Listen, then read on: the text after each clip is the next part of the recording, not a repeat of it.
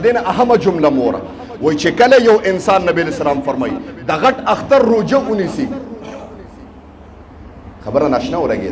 د اختر پر روزه شیطانان نیسي نبی اسلام مبارک فرمایي د نهمه ذل حج یو شپه د ليله القدر د شپې عمر ثواب لري ټول څوک سره سبحان الله او د ليله القدر تاسو ته پته ده چې قران کې الله فرمایي ليله القدر خير من الف شهر د ليله القدر د یوې شپې عبادت د زرو میاشتو د شپونه افضل عبادت ته زما محترم او بیا دا د نهمه ذل حج د شپې عبادت چې شو په دا شپه باندې الله ته وجاړه په دا شپه باندې الله نه چې څه غواړي او غواړه ورکوي زما محترم و دا داسې شپه ده لکه د ليله القدر چې کومه شپه نبی رسول الله والسلام د ابو قتاده رضی الله تعالی عنہ د دې حدیث راوی دی تپوس وکړه د الله رسول یوم عرفه څه شی دی یو صحابي تپوس وکړه نبی رسول الله والسلام مبارک ورته فرمایل چې دا یو ورځ ده او په دار وس کې انسان عبادتو کی توجه کوي یوم عرفه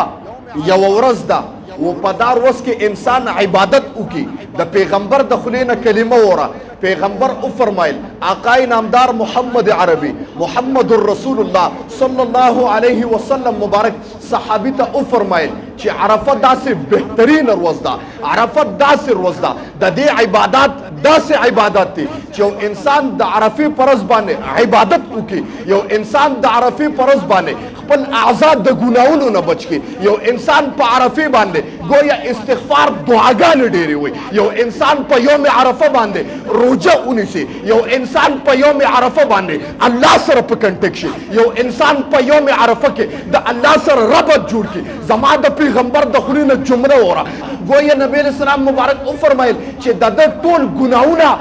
الماضیه الباقیه حدیث کې راغلي دي نبی اسلام مبارک او فرمایل د تیر شوی کال او د آینده کال ګناونه او تعالی معاف کړي ټول څوک سره سبحان الله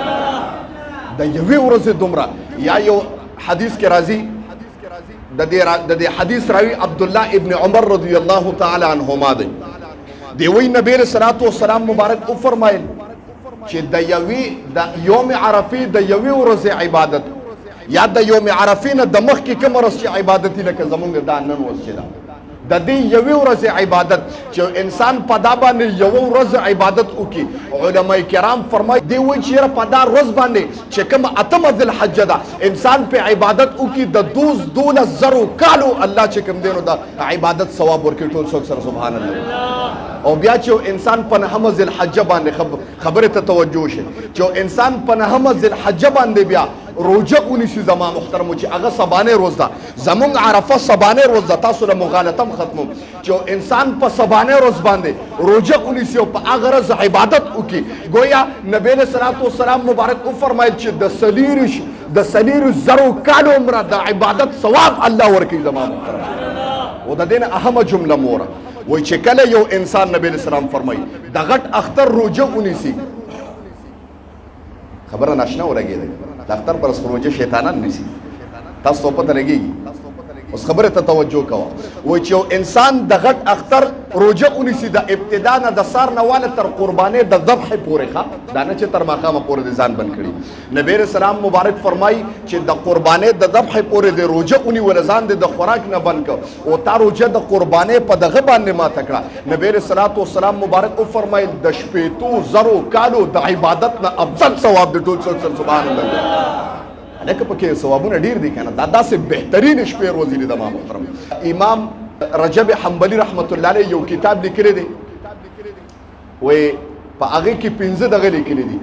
چې په ذل حجه کې 15 اهم کارونه دي دا چې د وکړو غفر له الله بستا مغفرت وکړو د دوه کارونو نزان ساته خبره ته توجه کړئ د ما محترم هغه سلور یا 15 کارونه کم دي چې په نهمه ذل حجه باندې ډیر اهم دي او د اهم خبره کوم او کدا کارونه الله ستانه وکړه په د نهمه ذل حجه باندې او د دوه کارونو د اجتناب وکړه گویا رجب حنبلی رحمت الله علیه فرمایي غفر له الله ستاده پر مغفرت کړي دی گویا د جنت چابي ملاويږي ټول څوک سره سبحان الله وایي په هغه کې د ټولو نړمبه زما محترم چې په نهمه ذل حجه باندې اهم عبادت هغه روزه نیول دي زما محترم سبانه چې زمونږ کوم عرفه ده ټولو مسلمانانو ته التجا ده چې روژې ونیسئ، هېڅ پې نه کېږي، دا یوه ورځ ده او دا یوه روژه زما محترمو دا د ډېرو کلونو د روژو نه افضله ده. او تاسو ته یو بله خبره کوم، نبی علیه السلام مبارک فرمایي د نهمې ذوالحجې یوه شپه د لیلة القدر د شپې عمره ثواب لري. ټول څوک سره سبحان الله وایي. او د لیلة القدر تاسو ته پته ده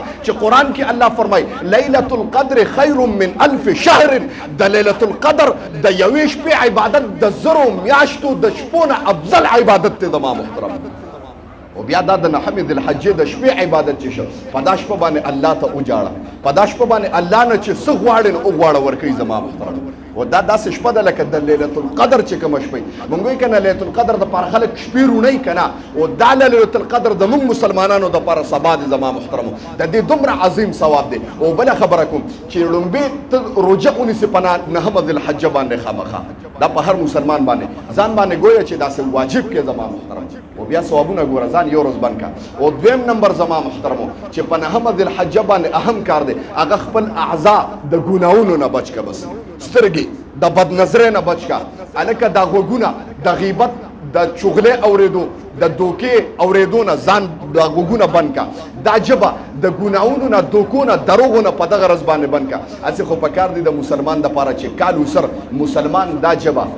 نبی علیہ السلام مبارک وفرمایل چا چې مال د دوو سیزونو ضمانت راکه زه محمد عربي محمد رسول الله ټول وایي صلی الله شوق سره وایي چې دا جومات وبنګېږي صلی الله علیه وسلم. نبی علیہ السلام اوبر چا چې مال د دوو سیزونو ضمانت راکه زه پیغمبر محمد عربي هغه له د جنت ذمہواري ورکوم. ټول شوق سره سبحان الله. په هغې کې د ټولو نه مخکې دا ژبه ده چا چې د ژبې